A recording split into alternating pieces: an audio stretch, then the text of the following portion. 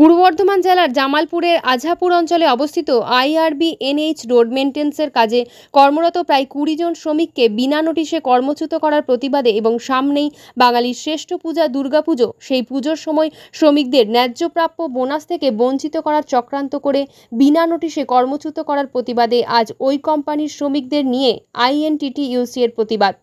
উপস্থিত ছিলেন পূর্ব বর্ধমান জেলা আইএনটিটিইউসি এর সভাপতি সন্দীপ বসু, স্থানীয় বিধায়ক অলোক মাঝি, জামালপুর পঞ্চায়েত সমিতির সহসভাপতি ভূতনাথ মালিক সহ ব্লকের আইএনটিটিইউসি এর সভাপতি তাবারুক আলী সহ ব্লকের অন্যান্য নেতৃত্বরা। কোথায় কি করলেন? আজকে আজাপুর অঞ্চলে এখানে হাই রোড মেনটেন্যান্সের যে একটা অফিস আছে, কোম্পানি আছে আইআরবি নামক একটি কোম্পানি, সেই কোম্পানি হঠাৎ করে কালকে আমাদের কিছু শ্রমিকদেরকে বিনা নোটিশে ছাঁটাই করে দিয়েছে।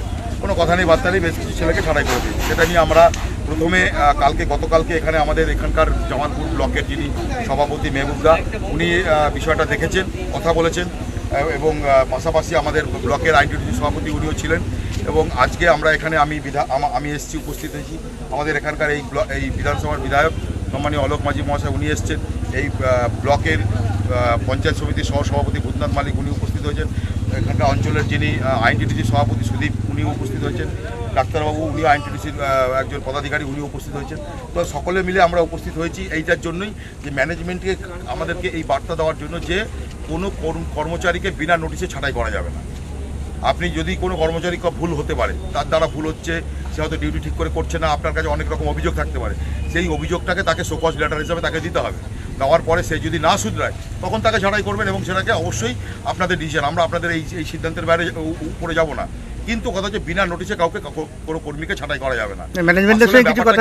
আসলে ব্যাপারটা হচ্ছে ভারতবর্ষের প্রধানমন্ত্রী নরেন্দ্র মোদী এবং স্বরাষ্ট্রমন্ত্রী অমিত শাহ, ওনারা পুরোপুরিভাবে বাংলাকে কি করে হচ্ছে বঞ্চনা করা যাবে, বাংলাকে কতটা ক্ষতি করা যাবে, বাংলার মানুষের পেটে লাথি মারা যাবে, সেই চক্রান্ত ওনারা সার্বিকভাবে করছেন, বিগত দীর্ঘদিন ধরে করে আসছেন।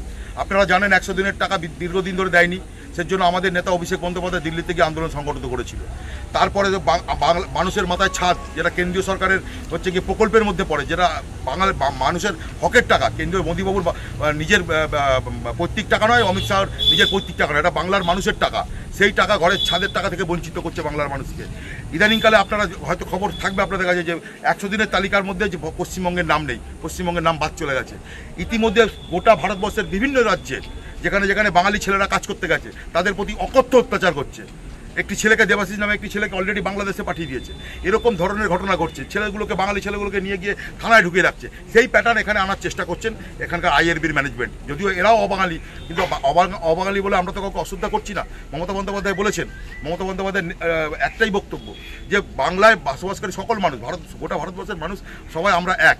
কিন্তু এখানে মানে ভাগাভাগি করে দিচ্ছেন আমাদের দেশের প্রধানমন্ত্রী নরেন্দ্র মোদী এবং হচ্ছে অমিত শাহ, এই বিজেপি। তো সেখানে দাঁড়িয়ে আমাদের একটাই বার্তা যে অন্য জায়গায় যেখানে যা করছেন আমরা তো লড়াই করছি, বাংলায় বসে বাংলার কর্মীদের পেটে, বাংলার মানুষের পেটে লাথি মারতে গেলে ওই পাটাকে ওই ওপরে থাকতে হবে, পাটা নিচে নামতে দেবো না, ওই পাটাকে ওপরে রাখতে হবে, পাটাকে নিচে নামতে দেবো না। এটা বাংলা, এটা মমতা বন্দ্যোপাধ্যায়ের বাংলা, এটা অভিষেক বন্দ্যোপাধ্যায়ের বাংলা। বহুত সংগ্রাম করে মমতা বন্দ্যোপাধ্যায় বাংলাকে স্বাধীন করেছে। সিপিএমের হাতে মার খেয়ে এক প্রকার মানে তাকে মৃত্যুর মুখে ঠেলে দিয়েছিল সিপিএম, সেখান থেকে নেত্রী লড়াই করে আজকে বাংলাকে স্বাধীন করেছে। তারপরে আবার উড়ে এসে জুড়ে বসে বাংলাতে বাংলার মানুষের পেটে লাথি মারবে। আপনি কাজ করুন, আপনি এখান থেকে ইনকাম করে নিয়ে আপনার রাজ্যে নিয়ে যাচ্ছেন, আপনার পরিবারকে ভালো রাখছেন, তাহলে আমার পরিবারকে কেন আপনি পেটে লাথি মারছেন? আমাদের দাবি একটাই, আমরা খেটে খাচ্ছি, আমরা খাটছি, আমরা তার বিনিময়ে আপনি আমাদের পারিশ্রমিক দিচ্ছেন, আপনি তো মুখ দেখে দিচ্ছেন না, তাহলে বিনা নোটিশে আপনি কেন কি করে আমাদের পেটে লাথি মারতে পারেন? সেই দাবি নিয়ে আজকে আমরা এখানে একটা সাংগঠনিক মিটিং করেছি, আমরা ইয়েতে ওই লজে। তো সেখান থেকে আমরা মিছিল করে এখানে এসেছি। এখানে মিছিল করে আসার পর আমরা ম্যানেজমেন্টের কাছে এখন অফিসে গেলাম না, আমরা এখান থেকেই মাইকে বার্তা দিলাম তাদেরকে, এবং ম্যানেজমেন্টের পক্ষ থেকে আমাদের কাছে একটা প্রস্তাব এসছে যে বুধবার নাকি তারা বসবে। তো বুধবার বসুক, আমরা আমাদের দাবি রাখবো। যদি না মানে খুব ভালো কথা, না মানলে আমাদের আন্দোলন চলবে। এই আন্দোলন আরও বৃহত্তর হবে, সার্বিকভাবে গোটা জেলার যত শ্রমিকরা আজকে সবাই মিলে সেখানে জড়ো হবে, দেখবো কী করে কে কোথা থেকে পালায়। এখন কি কাজ বন্ধ আছে না কাজ চালু আছে? কাজ যাদের কাজ থেকে ছাঁটাই করেছে তাদেরকে কাজ বন্ধ করেছে। আমি তাদেরকে বলেছি যে তোমাদেরকে যেমন কাজ ছাঁটাই করে দিয়েছে বিনা নোটিশে, তোমরা যেটা করবে, তোমরা প্রতিদিন তোমাদের টাইম মতো তোমরা অফিসের সামনে এসে চুপ করে বসে থাকবে। তাদের কাজ হচ্ছে বসে থাকা, আর কোনো কাজ নেই।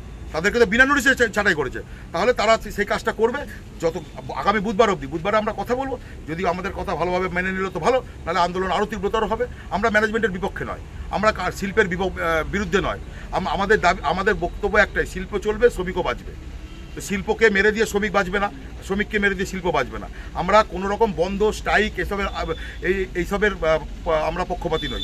আমরা শান্তভাবে আন্দোলন করব, ব্যাস, এর বাইরে অন্য কিছু না। আজকে মূলত আপনারা জানেন যে আইআরবি বলে একটা সংস্থা, সেই সংস্থা আমাদের এই এনএইচের কাজ করছে, যেটা আমাদের মোটামুটি যে আমাদের মোশাগ্রাম থেকে ডানকুনি থেকে পালসিট পর্যন্ত যে এটা ওনারা দেখছেন। এখানে ধরুন এই রোড তৈরি করতে গিয়ে অনেক জমি গেছে, অনেক শ্রমিক তার কাজ হারিয়েছে।